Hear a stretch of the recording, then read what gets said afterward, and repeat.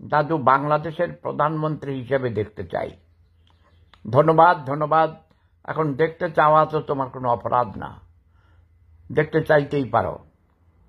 আমিও বাংলাদেশের প্রধানমন্ত্রী হব এটা আশা করতে পারি, কিন্তু আমি প্রেসিডেন্ট হব না। যদি প্রেসিডেন্সিয়াল ফর্ম অফ গভর্নমেন্ট হয় তাহলে আমি প্রেসিডেন্ট হব। কি বলো?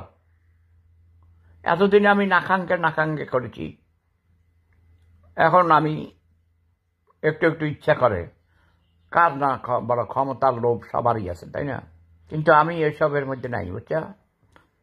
কারণ ওইসব নির্বাচন কখনো মানুষের মুক্তি আনেনি। আমি হলাম বিপ্লবী মানুষ। আমার বিপ্লব অস্ত্র দিয়ে নয়, আমার বিপ্লব ভালোবাসা দিয়ে।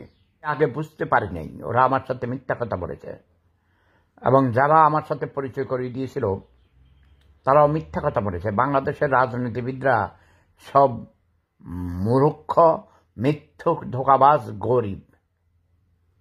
ইয়াস,